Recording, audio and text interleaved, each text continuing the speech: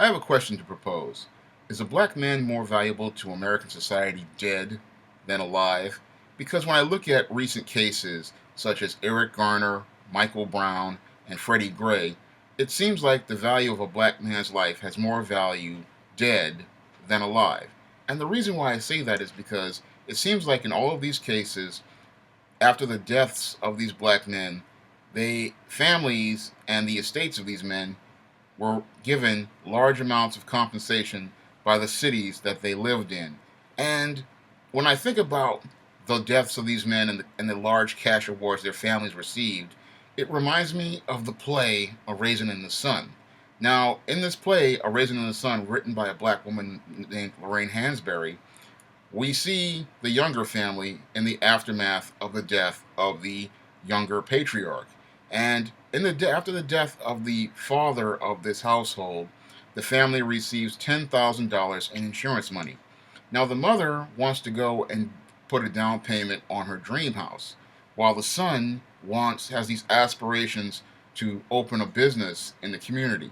Unfortunately, the son has no life skills, he has very little education, and he has no understanding of how a business works.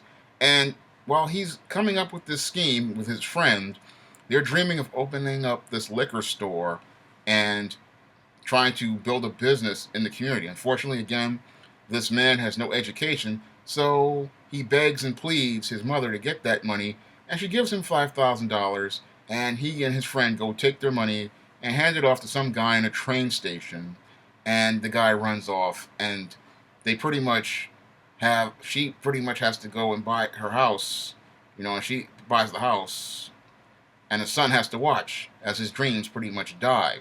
And that really made me think about the value of a black man's life.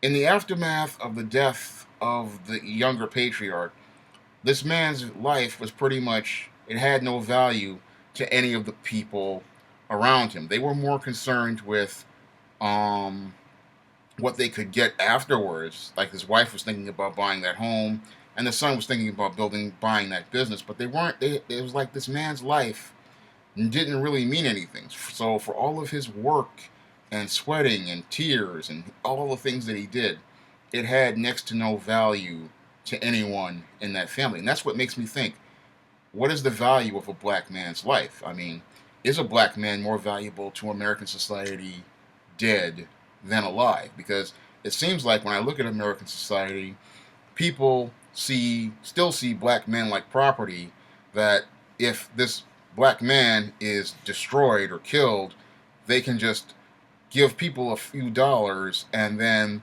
go back to business as usual. Because this sadly seems to be the case when it comes down to black men's lives. That most people believe that they can still, if a black man dies, there will be this outrage, there'll be a little bit of protest, and at the end of the day, no one sees that life as valuable enough to think about punishing anyone for it.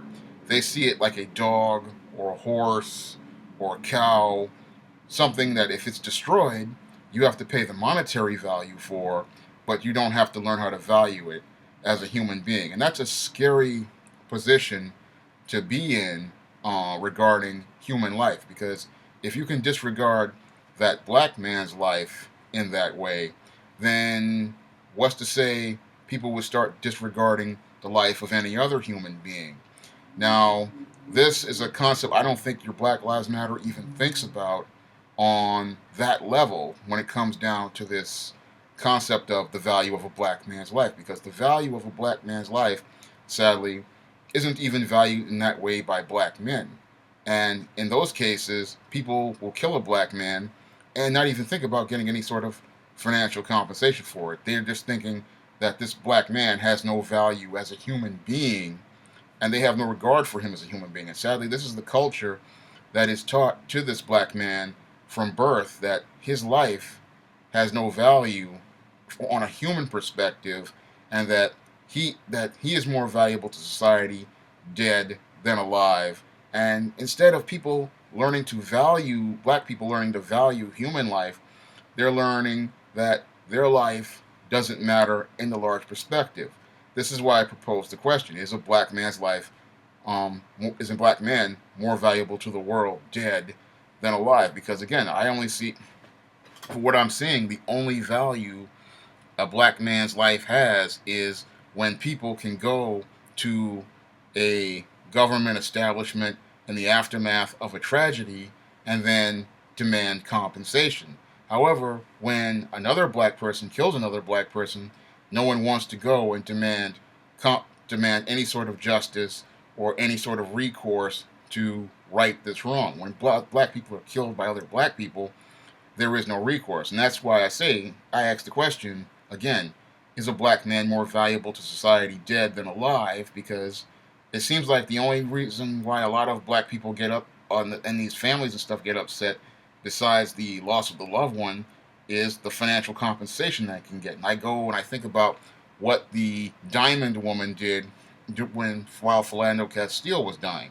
Here we have a man shot by police, and instead of calling 911, this Diamond decides she's going to take out her smartphone and take this man's last minutes on Earth, last seconds on Earth, and videotape it and put it on social media. And she partially did that because she's thinking about getting a civil lawsuit against the city of where Philando Castile lives in Minnesota.